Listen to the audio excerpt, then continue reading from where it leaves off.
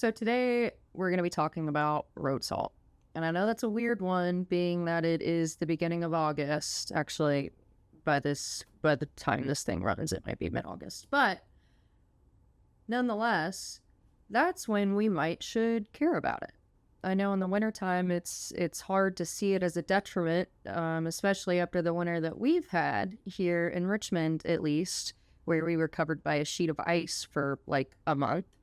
Um, and it's not a detriment, but there are some environmental aspects of road salt usage, particularly higher road salt usage than normal, um, that we should at least be conscious of, because as our weather patterns are getting more erratic, like we've seen here in Virginia, um, we might see more of it. The trend is looking upwards for our road salt usage, at least from the last couple of years. And I started learning about this and writing about this, I think it was 2025, the winter of 2025. So the numbers that I have are currently from 2025. I don't have the ones from this winter, because I had to contact the PIO of VDOT. And I'm not going to do that again. But trust, the numbers are still very elevated. I wouldn't be surprised. I'm almost sure that the amount of road salt that we've used in the winter of 2025, 2026 is higher than what we used in 2024, 2025, which was exponentially higher than years before. And I won't get too far into that because I'm going to explain later. Long introduction, but without further ado, let's talk about road salt and its environmental impacts. Now, like I said, being that it is summer and that this is not on the top of people's minds, being that outside is dominated by hues of green and temperatures on average are like in the early to mid 90s. But this is kind of part of the time that we start to see the effects of it. And I will be upfront. This isn't so much of a problem in Richmond at the moment, because historically we haven't needed to use that much. But there has been a lot of studies done, particularly in the Northeast, that have pointed to some of the ecological detriments of high salt usage. But as you know, pre-treating and de-icing materials are essential for maintaining public safety while traveling during winter weather events. And for Virginia's climate, as well as most other places' climates, VDOT identifies sodium chloride, or salt, as the most effective and economical de-icing option. And it's typically used on roadways in two forms. Number one is brine, which is a solution of salt and water. That's kind of when you're driving down the road, you see those like strips, or like the pale stripes before an ice storm. That's brine. And solid rock salt. So here are the numbers in Richmond according to Jason Snyder, who at least in 2025 was VDOT's Senior External Communications Specialist. Almost 64,600 tons of road salt were used in the Richmond district during the 2024-2025 winter season in response to 8 snow events. Now, for comparison, only 3,850 tons were used in the 2023-2024 season, and only 495 tons were used in 2022 to 2023. So these two previous seasons, I guess before 2024-2025, those two previous seasons saw a combined total of 1 snow event and 1 possible freeze warning. So in partnership with the Virginia Department of Environmental Quality, or the DEQ, and other unspecified stakeholders, VDOT has implemented a comprehensive salt management strategy for winter operations. And the objective is to limit salt contamination of surface waters while maintaining a commitment to public safety during winter weather events. So it's something that, even though these high usages are I mean, at the time of this reporting, it was really just 2024, 2025 that we saw a massive jump in usage. VDOT's already identifying this as a potential environmental hazard, especially in our waterways.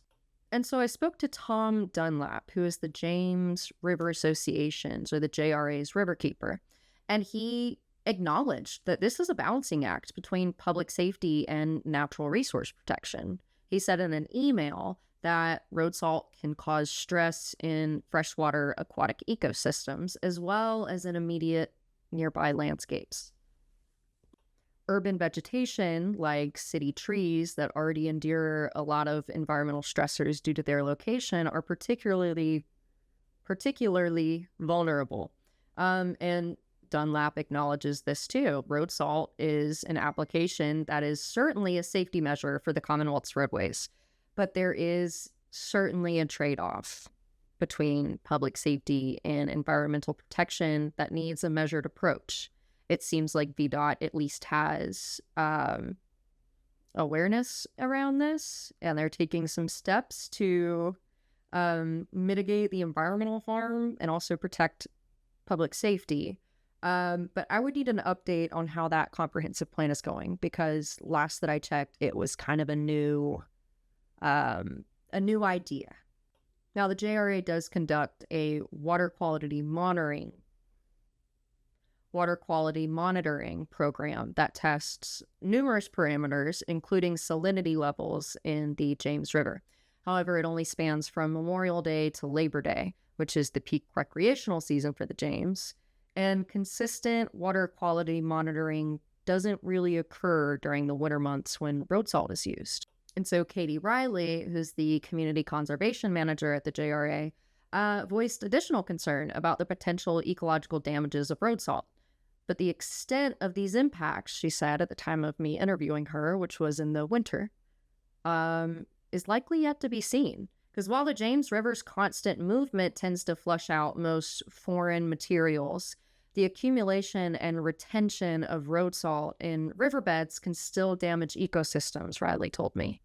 So as salinity levels increase, it may become incorporated into food webs of local wildlife and cause attrition to plant species that are unaccustomed to salty soils well into warmer seasons, like right now.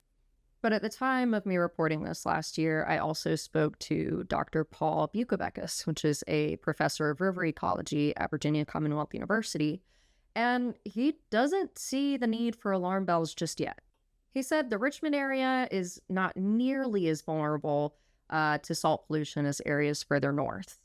He recently participated in a local urban stream monitoring program, which spanned from 2016 to 2025. And data collected from that program showed that when road salt was applied, rainfall and snowmelts did cause spikes in chloride. However, he also said these spikes were transient, typically lasting hours at most, and they still displayed relatively low salinity levels, less than 1% of seawater's content. Bukovics said that in order to determine if salt pollution is a practical concern in the Richmond area, stream and groundwater quality should be consistently monitored. Now, most residents in Richmond primarily rely on water from the James River as their drinking source. But well water, which comes from groundwater, is more common in outlying communities. And to Bukovics' knowledge, no groundwater quality monitoring programs currently exist in the city. Scott Bruce, the groundwater characterization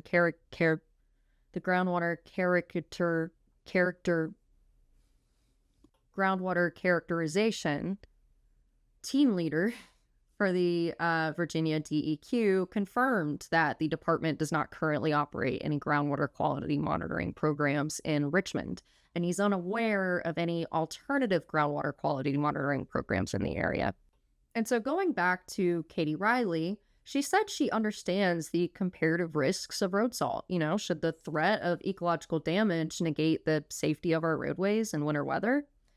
She says that Richmond's overall salt usage is kind of a bigger fish to fry in terms of identifying immediate solutions. But in response to the issue's increasing scale and complexity, the JRA's community conservation team works to educate and encourage local homeowners and property managers to follow environmentally responsible practices like using alternative de-icing materials to road salt. As far as future winters go, residents should expect the unexpected. Recent studies from the EPA suggest that climate change is spurring more unpredictable weather patterns globally, including temperature and precipitation levels. The perfect storm, as we saw this last winter. And I know I keep going back to that, but I can't emphasize how miserable this winter was and how much use my microspikes got. Thank you for joining. Old story.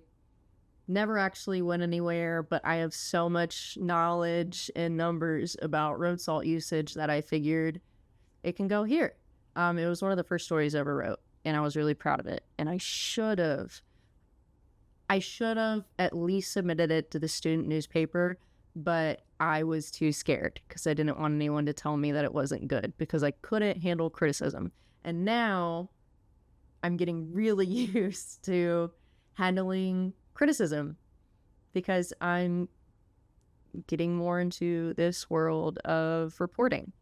Very character building. It's giving me some tough skin, but yeah, anything that you guys think is inaccurate or any further questions or something that you think is important for me to add or clarify, let me know, all 10 of you viewers.